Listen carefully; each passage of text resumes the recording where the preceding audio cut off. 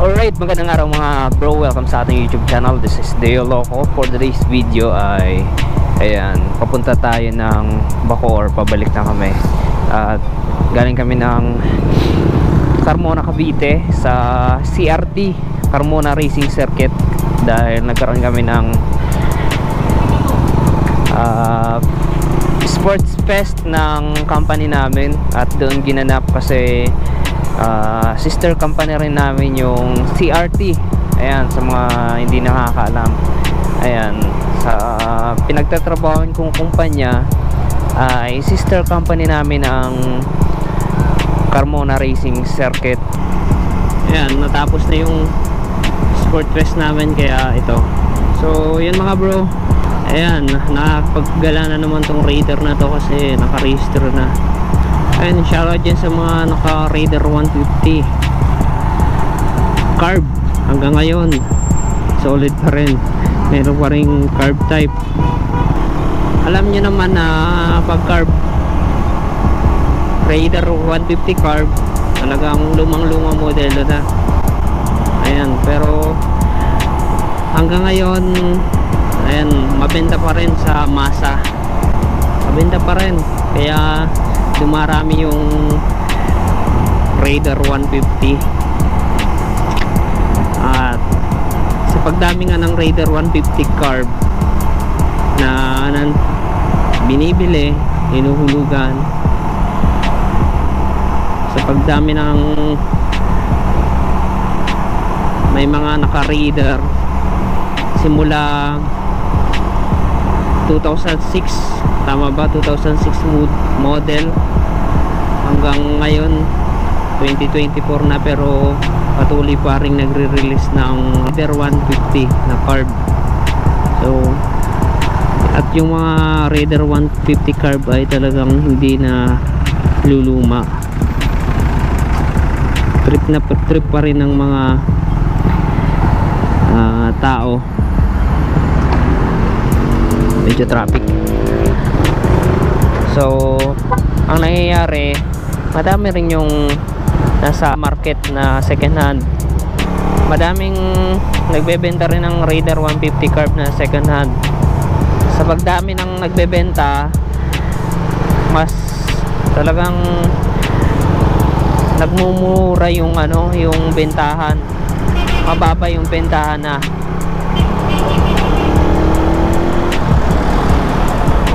Diba? Makakabili ka na nga ng 50,000, 45,000, meron ka ng Raider carb. So ayan mga bro, talagang abot kamay na yung pangarap dati ng mga gustong magka Raider 150. Abot kamay na ngayon. Pero kung gusto nyo ng brand new, meron pa din brand new na Raider 150 carb. Ang presyo ata ngayon nasa 100,000 plus yung presyo ng Raider 150. Medyo tumaas na eh. Dati bili ko nito 97 lang, 97,000 pesos yung bili ko nito year 2018. Pero ngayon nasa 104,000 na ata, parang ganun kasi may nakita ko eh, diba?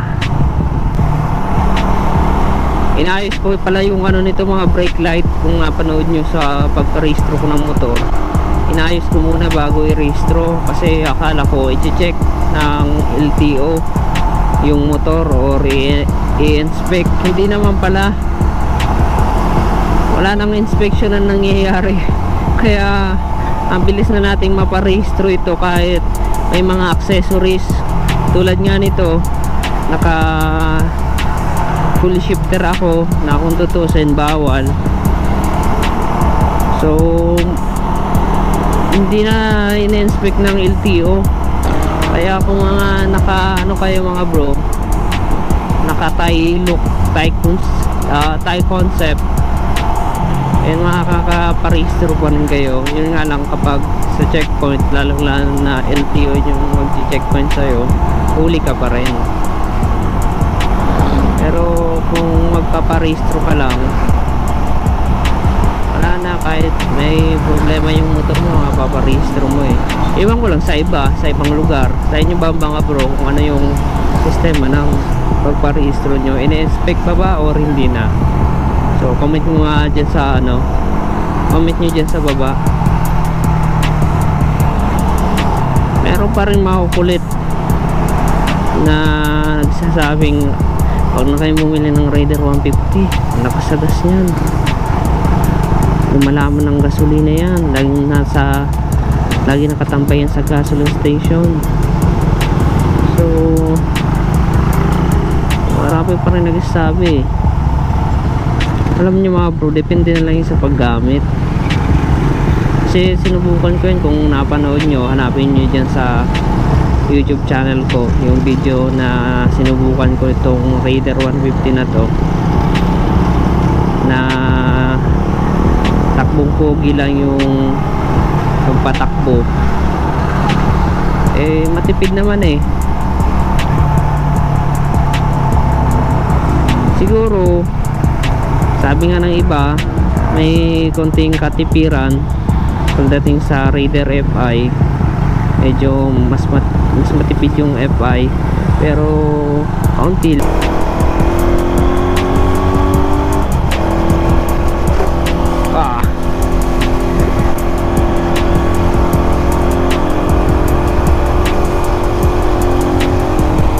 So nandito tayo sa may SM Molino.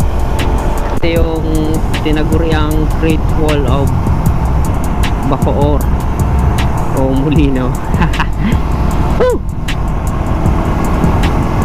Bah!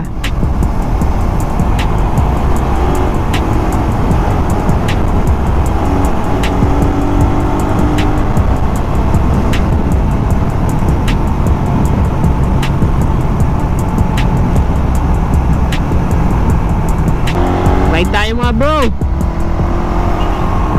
Bicol.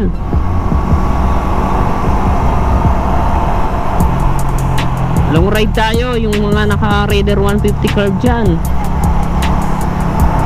Ride tayo ng Bicol, balikan, diba? Masarap nun. Sino gustong mag ano dyan, ride ng Bicol habang hindi pa tag-ulan. Alam nyo, sarap bumiyay ng Bicol mga bro. Best experience yun.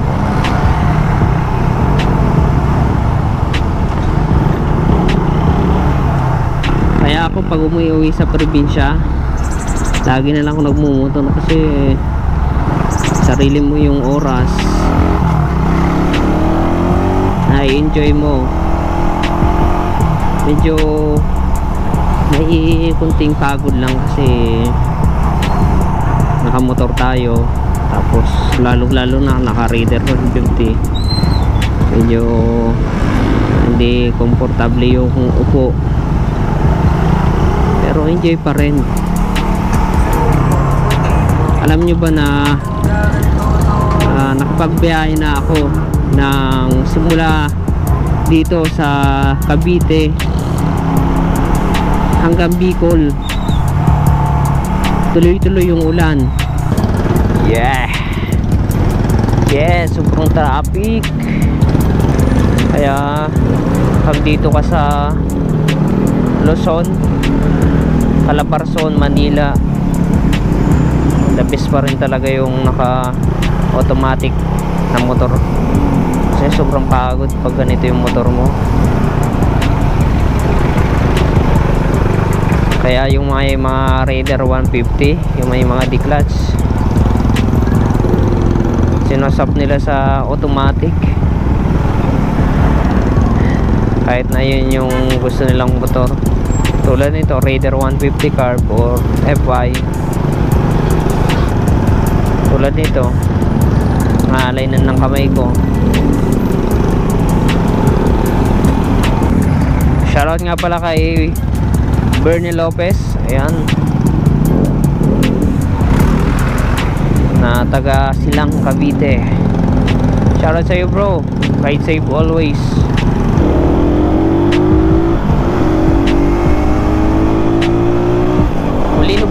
tayo mga bro. Ha! Molino Boulevard.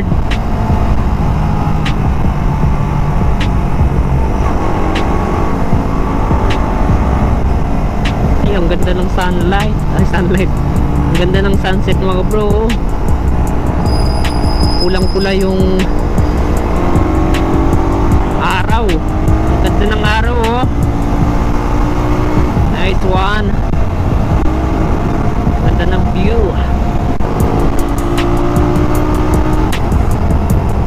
So yan mga bro, dito ko lang tatapusin tong video na to. Maraming salamat sa panonood.